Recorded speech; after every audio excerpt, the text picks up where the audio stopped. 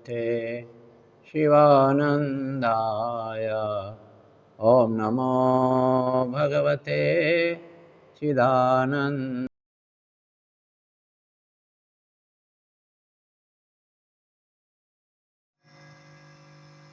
जो आगरा के पास में है कुल्हाड़ा, वहां से आए हुए श्री योगानंद जी महाराज का भी हम स्वागत करते हैं।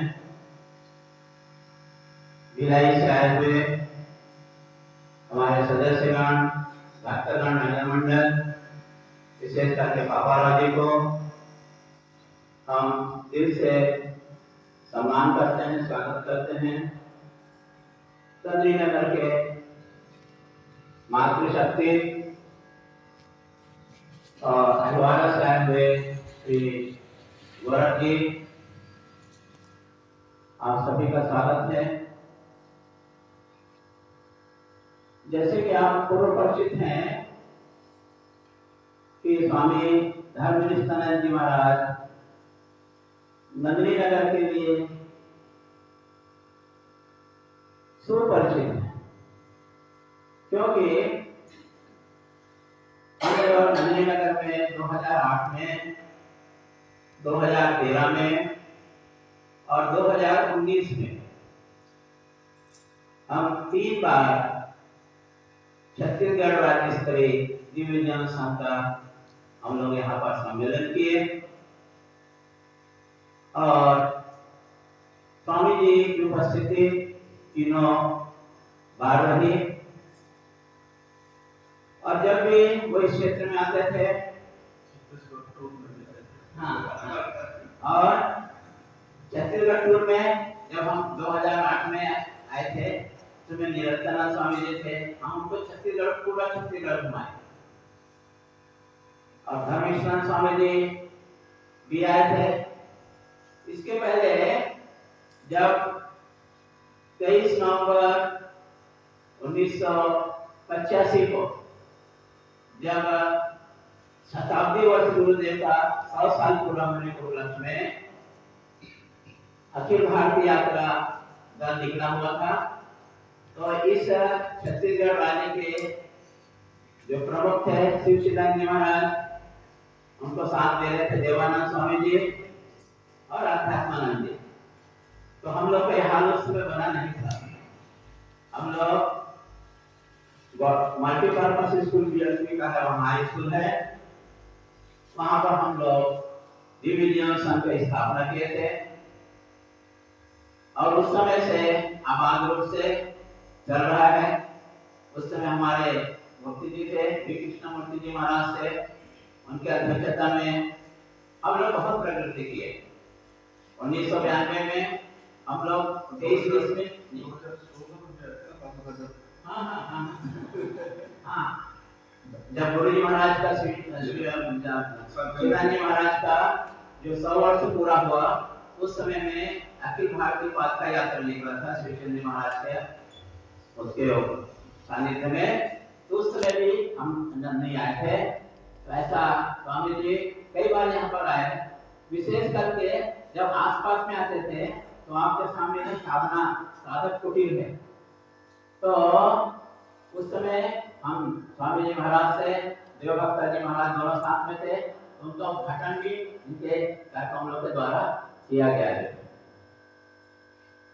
और एक बार तो और बहुत दुखद घटना हो गया, मैं स्वामी जी को लेकर के बेमेतरा गया वहाँ हमारा कार जो फेल हो गया रात को 11 बजे, कैसे भी चीज काम करके यहाँ पर आए, है ना। तो ऐसा होते रहता है। तो स्वामी जी हम लोग से बहुत परिचित हैं और जब भी हम आश्रम जाते हैं हमारे भक्त लोग को करीब मैं तो मुलाकात करता ही हूँ। तो ऐसा स्वामी जी को हम यहाँ पर देख करके 19 में आखिरी बार आए थे स्वामी जी, जब यहाँ पर कृषि सम्मेलन हुआ था तब स्वामी जी आए थे। और उसके बाद में फिर कोरोना काल हो गया और समय नहीं मिल पाया।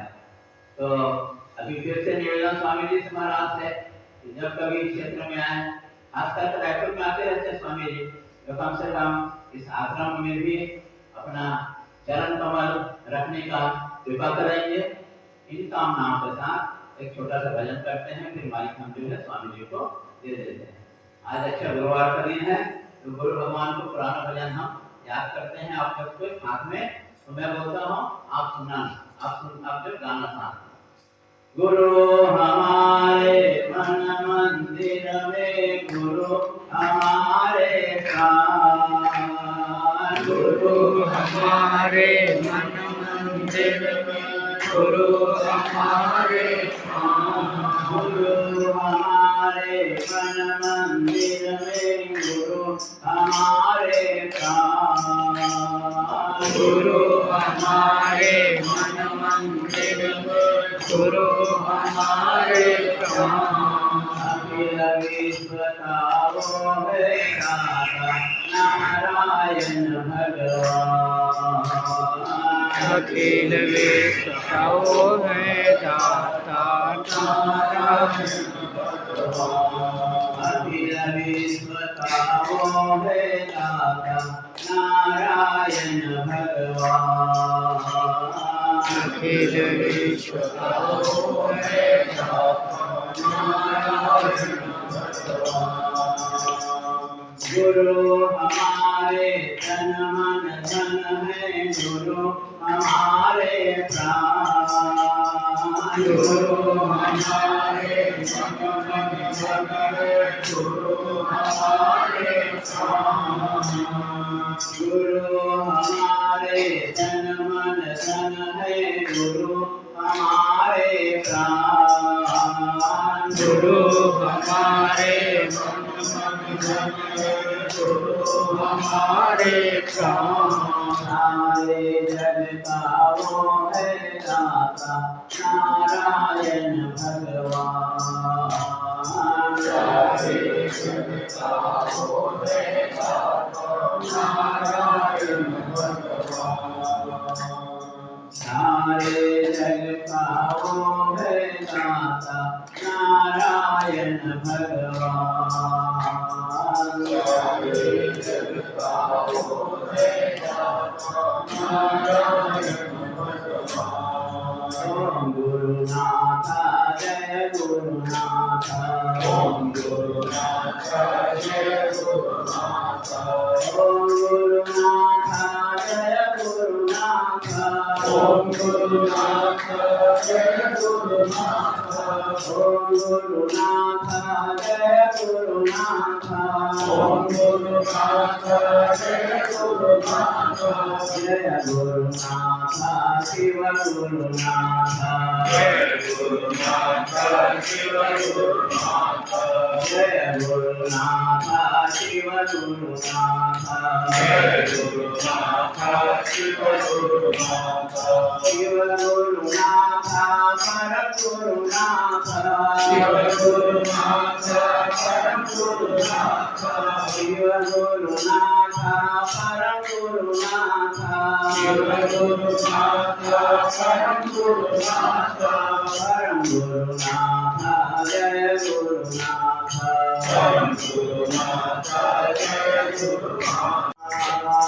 गुरु गुरु हमारे मन मंदिर में, गुरु हमारे प्राण। सारे जग का वो है दाता नारायण भगवान, सारे जग का वो है दाता नारायण भगवान। नारायण भगवान, नारायण भगवान। सच्चिदानंद भगवान की जय।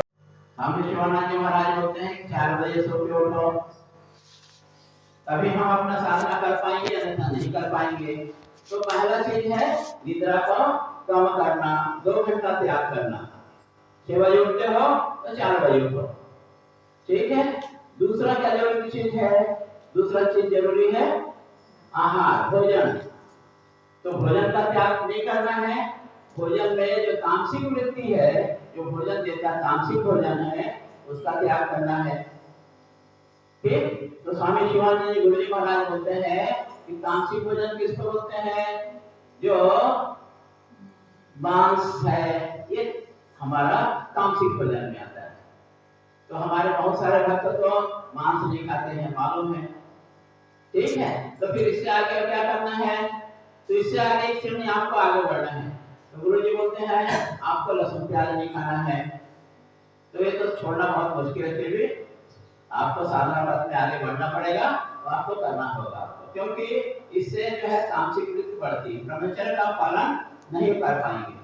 दूसरी चीज, फिर आपको क्या करना है, बहुत सारे महिलाओं के पास में जाओगे, आप मेरा खोलोगे तो क्या मिलेगा, कम से कम 50 साड़ी मिलेगा।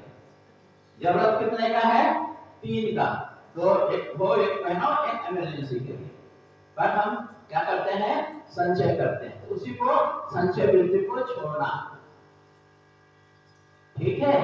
और निद्रा में त्याग करोगे 2 घंटा, तो क्या करना, भगवत नाम का स्मरण करना, जो भी आपका गुरु मंत्र दिया हुआ है उस मंत्र को जप करना। तो मुख्य रूप से गीता यही बताती है कि हमको क्या करना है, त्याग करना है, जो ज्यादा जरूरी चीज है उसको धीरे धीरे हमको कम करते जाना है। तो आज का बस इतना ही है, गीता का सार त्याग ही है, त्याग हमको करना चाहिए।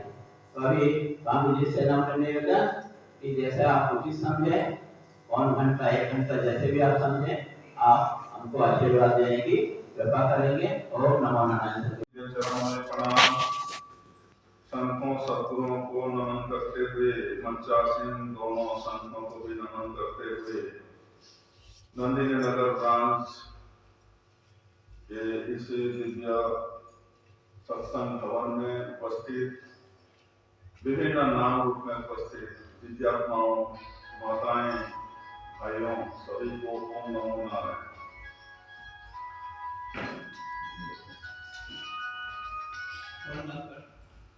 देखो, ये हमारा खरीदा हुआ नौकर है, इससे हम काम लेने के लिए इसको रखा है।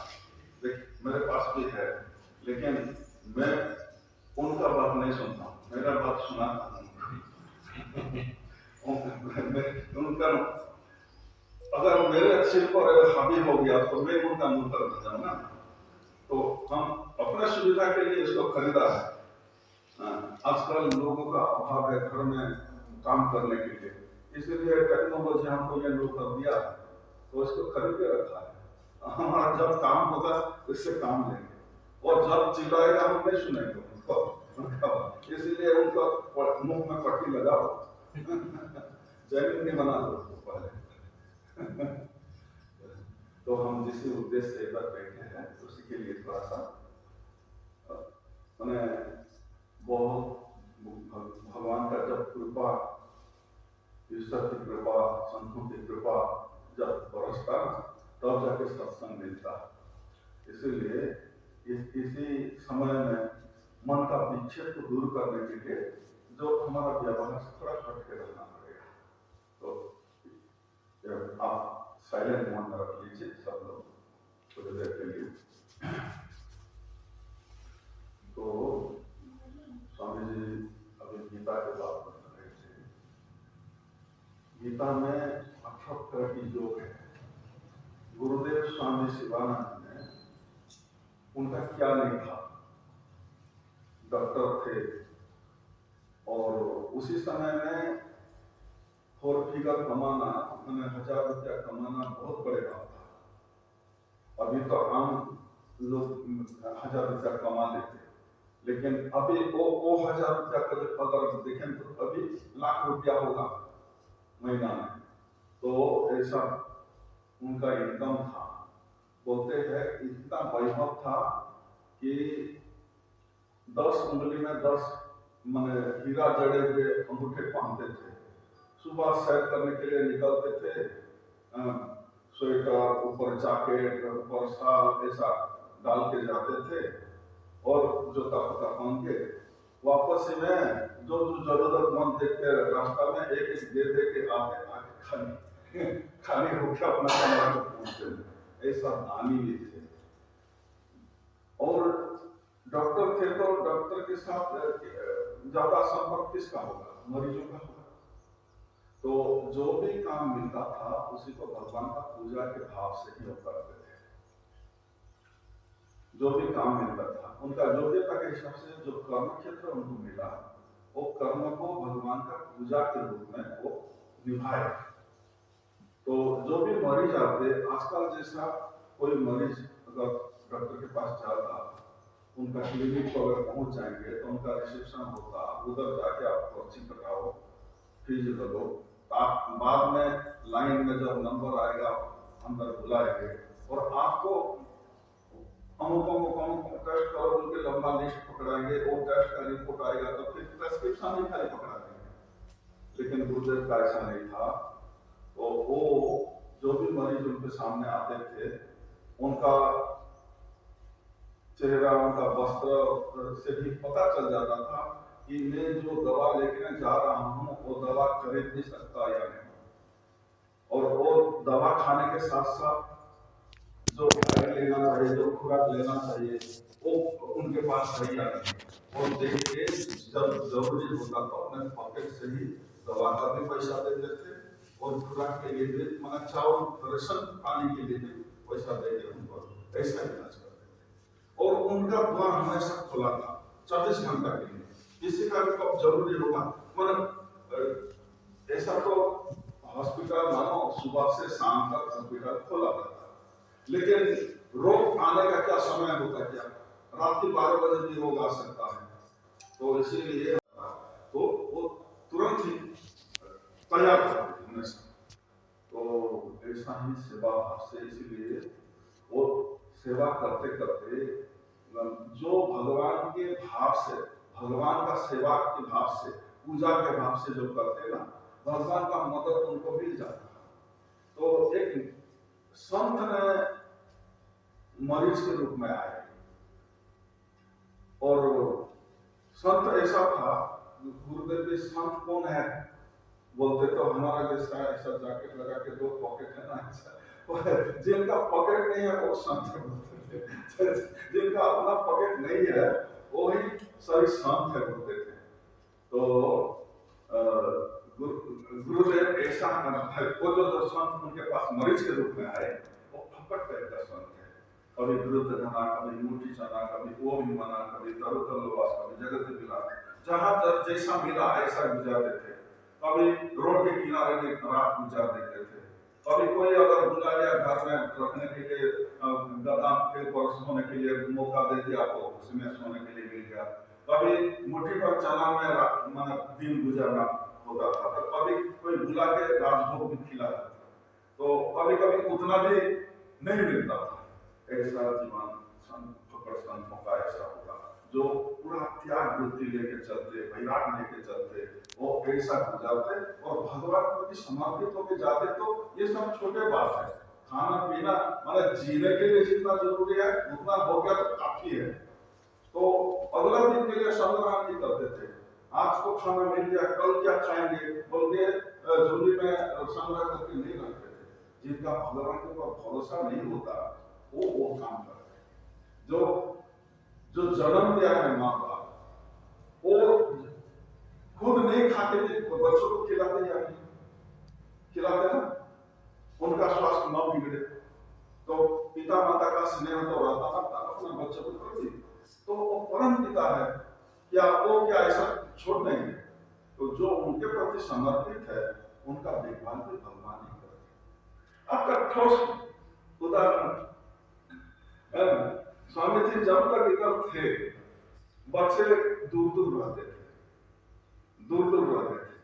अगर छोड़ के चले जाएंगे हम, वो अगर चले जाएंगे तो क्या होगा, भगवान के ऊपर भरोसा था बोल के भगवान मुझे ये दिया था, अभी भगवान के भरोसा में छोड़ के जा रहा, अभी क्या देख रहे हो, घर संभालने वाला कर पा गया कोई अभाव रहा। तो जब भगवान के ऊपर एक कदम चलते हैं, भगवान 10 कदम उनके और मदद करने के लिए आ जाते हैं। और देखो उनका जॉब भी ऐसा है, घर में रहते हुए जॉब कर सकते, online work from home work from home. तो ऐसा एक तो आंख में देख रहे हैं अपना, तो जो भगवान के लिए समर्पित होते उनका देखभाल कैसा भगवान करते, ऐसा उदाहरण हमारे भारत ने अपना शासन भरा पड़ा है। तो हम सत्संग के लिए आए, तो सत्संग से क्या होगा कि सत्संग से हमको मानव जन्म मिला, मानव जन्म को सबसे मूल्यवान कीमती बताया है। तो हम इसका कीमत नहीं जानते होंगे, हम बाकी जीव जैसा जी रहे हैं, खाओ पियो जियो, बाकी जीव कैसा जी रहे हैं, उनको जीने के लिए भोजन चाहिए, आराम के लिए थोड़ा निद्रा चाहिए, और रहने के लिए हमने हवा पानी से अपने को बचाने के लिए, भय से बचाने के लिए कुछ मकान चाहिए। कोई घोंसला करके अपना मकान बना रहे, कोई घोंसला करके पेड़ पर, कोई बिल बना के अपना घर बना रहे हैं। और हम मानव जाति थोड़ा ज्यादा बुद्धिमान है, तो हम बिल्डिंग बना के रह रहे हैं। तो अपने अपने भय से बचने के लिए ये सारी व्यवस्था सबका अपना अपना बुद्धि के हिसाब से करते हैं। तो आहार, निद्रा, भय और वंश विस्तार का जो गुण है, वो गुण भी सब में बराबर ही है। अगर इतने में हम सीमित रह गए, तो हम मानव होके क्या ज्यादा कि मानव क्यों श्रेष्ठ मानते हैं, मानव को क्यों बाकी जीवों से ज्यादा श्रेष्ठ बोल के क्यों बताते हैं? क्योंकि मानव जीवन मिल गया तो मुक्ति का द्वार बन जाता है, मुक्ति की अधिकारी है मानव। और मुक्ति में क्या स्वाद है? हम मुक्ति चाहेंगे, हम सब लोग चाहते हैं वो ही मन का शांति हम सब चाहते हैं ना, आनंद सब लोग चाहते या नहीं, या दुख चाहते कोई? सब लोग सुख भी आ जाएगा उसी टाइम, सब होते हुए ना खा पाएंगे, साथ नहीं है और खाने के मौजूद ही है, फिर भी देखते रहेंगे सब खाते, हम खा नहीं खाएंगे। और अगर खा भी लिया तो हजम शक्ति उसी टाइम नहीं है, तो उसी में असंतोष हो जाएगा। इसीलिए हमको एक बात सीखना होगा, चाहे विधि रखते रहो, चाहे विधि रखी है, सीताराम सीताराम सीताराम, भगवान जैसा रखा उसी में संतोष होना चाहिए। और हम बाहर से जो भी शब्द स्पर्श रूप रस गंध का सन करते, दिन में हम तीन अवस्था का अनुभव हम सब में मौजूद है। तीन अवस्था क्या क्या है? एक जागृत अवस्था है, रात को सो जाते, जब जागते तो क्या होता?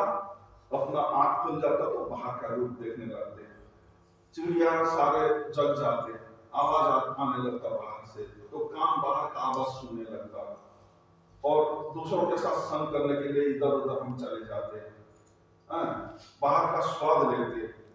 ये होता माना शब्द स्पर्श रूप रस गंध में अपना मन बिखर जाता, और दिन भर वो ही काम करते, कुछ देखते रहते, कुछ सुनते रहते, कुछ सुनाते रहते, कुछ खाते रहते, कुछ खिलाते रहते।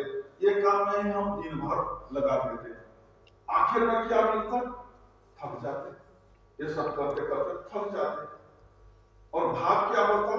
अभी किसी को बात नहीं करना है, अभी तो सो जाना है, बेड पर लेट जाते, इसी भाव लेके हम बेड पर लेट जाते, और बेड पर लेट तो गए, शरीर थका हुआ है, मन थका नहीं, मन में विचार चालू रहता, कल कहाँ जाना है, किसको मिलना है, क्या करना है, ये मन में चालू रहता। तो विचार चालू रहता तो नींद भी नहीं होता, करवट बदलते बदलते कभी कभी रात खत्म हो जाता, नींद नहीं होता। और कभी कभी अगर पतला सा नींद भी हो गया, हम दूसरों के पास बड़े भवन देखा, हमारा बड़ा भवन नहीं है और मेरा भी एक सा भवन होना चाहिए, वो सपना हम पाल के रखा है, तो हम सपना देखने लगते कि सपना में देखते कि बैंक मैनेजर हमको सैंक्शन कर दिया, लोन सैंक्शन कर दिया, हम लोन उठा लिए और भवन बना रहे हैं, भवन खड़ा हो गया, और प्रतिष्ठा के लिए हम पूरा परिवार वर्ग को, अपना बंधु और मित्र वर्ग को सबको बुला के हम भंडारा मना रहे हैं, और बड़े शोरगुल मच रहे हैं, पूरा जाक जमक से चल रहा है, भंडारा चल रहा है, सब लोग खाने में आनंद ले रहे हैं। 2-4 मिनट का सपना देखते, कितना सालों का सपना हो जाए, बात देख लेते। लेकिन उसे सपना देखते देखते बगल में बैठा सोया हुआ कोई बच्चा अगर चीख पुकार कर लिया, आवाज दे दिया, अपना सपना टूट जाता, नींद टूट जाता तो सपना टूट जाता।